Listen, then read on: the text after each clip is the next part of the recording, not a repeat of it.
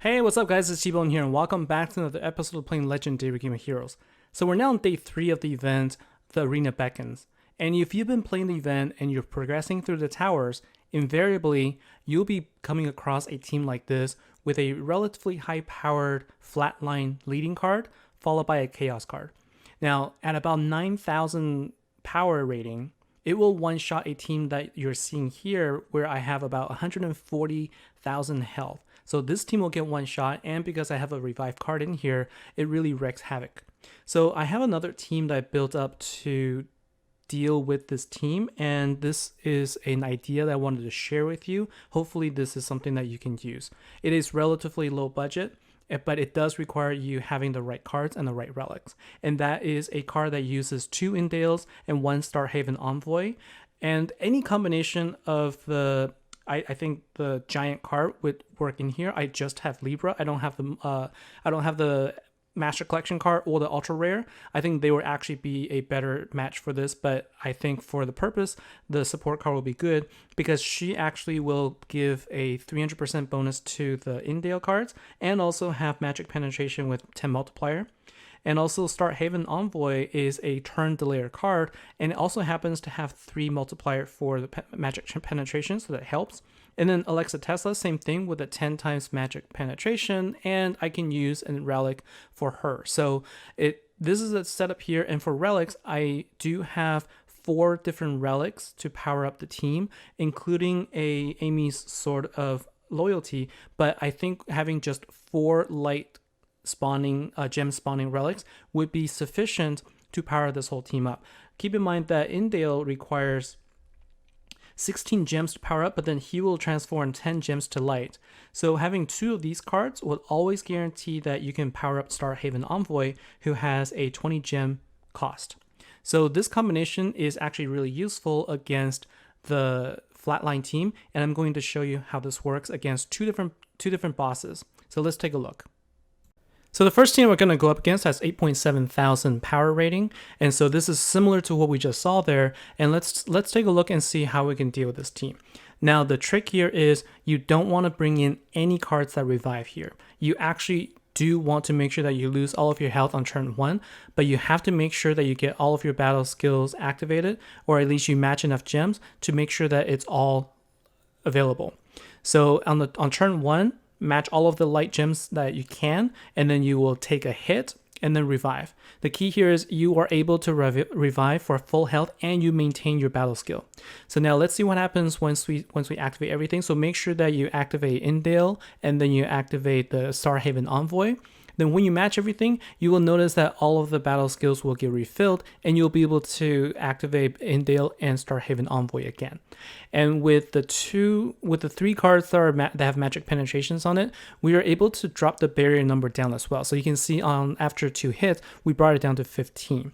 Now we're going to go through the same cycle again. We're going to activate the battle skills for the Indale cards as well as Starhaven Envoy. You want to keep doing this. You want to bring the turn counter as high as possible as you keep attacking so that you don't end up getting hit accidentally. Now that we're down into the negative, notice up on the left, the magic barrier number is now negative and you're seeing damage that is getting dealt to the defender. You can see starting to get higher.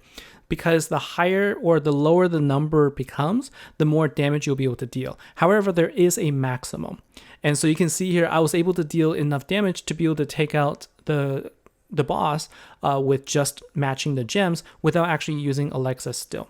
And this team is also really good against the mothership, which casts chaos, because you don't require any gems to be left on the board. You can generate your own gems. And so what you're seeing here is we're doing the same thing here. And what I didn't get to talk about earlier is that when the magic barrier gets down to about -38 with this particular team, you cannot go any higher because there's a cap. So there's a cap to how much you can take it down. If you bring in additional magic heroes, then that number will go up. So you'll be able to lower the magic barrier even more and boost your damage even higher. But with this particular setup, you can only bring it down to -38, which actually for this power rating is about sufficient. So you can see here, we're going to rinse and repeat, do the same thing again, and then we're going to be able to take out this boss easily as well. We're going to wait until this mothership gets taken out, and then I'm going to skip ahead to show you the couple of other defenders that we've taken out as well. So some of the things to keep in mind: Indale, followed by Starhaven Envoy, and then match everything. What I didn't do a whole lot in this particular fight is I didn't use Alexa to its potential.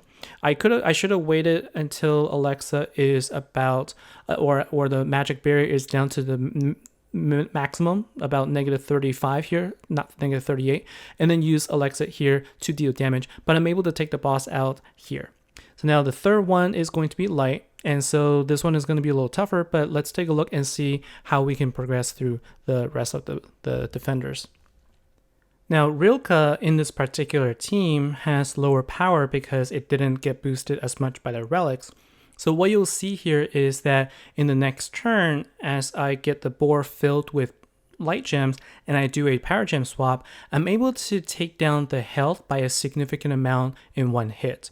In fact, I almost take it out in one hit, and then the very next turn, doing the same thing, I'm able to take it out within 2 hits. So you can see, even against light, this team was working just fine with this particular setup.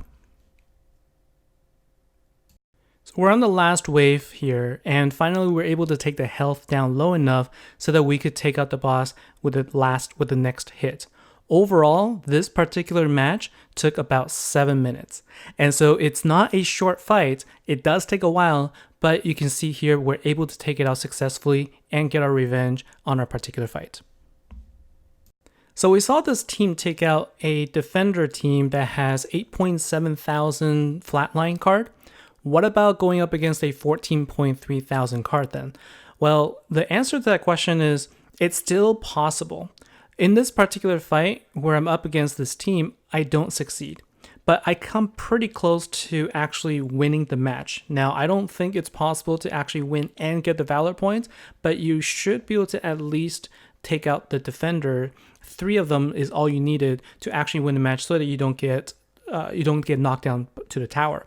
So the reason why I say maybe here is because the power rating determines also the amount of damage they take and also the health that they have. So with the maximum of -35 for the magic barrier that this team can produce, the damage boost isn't quite enough. And so what I'm going to do is I'm going to show you the time intervals at which I'm able to take the boss out, and we can show you how long it actually took for me to get to that point. So we fast forward about 14 minutes of actual fight time here. The game clock is down to 83 seconds. So we've wasted a lot of time in the beginning trying to take down the boss, but we're getting close.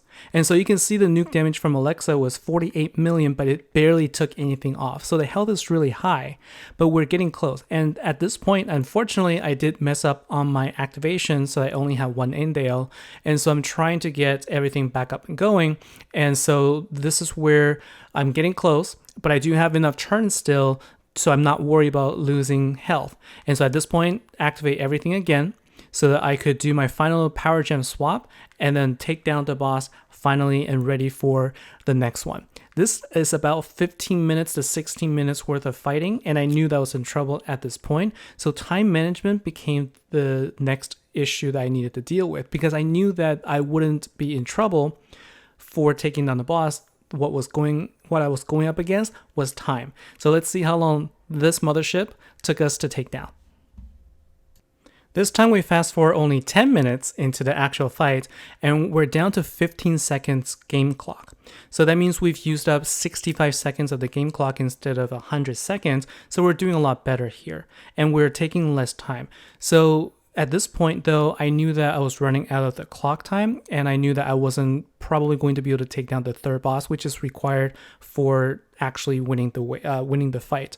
But I learned a lot here. So by doing better matches and understanding the mechanic, I was able to do a little bit better in the second fight. And in fact, I did a lot better in the third one as well, where I took the boss down's health by quite a bit with the limited time I have. And so you can see here, this team can take down the high level boss if you can manage the clock effectively, and also if you could make sure that you do your matches quickly. So play fast and manage the clock, and make sure that you always get the turn counter going. You should be able to take down at least 3 waves for the required win so that you don't lose your placement in your tower. So that is how I played this team. Unfortunately, it didn't work out here, but I wanted to show how this would work.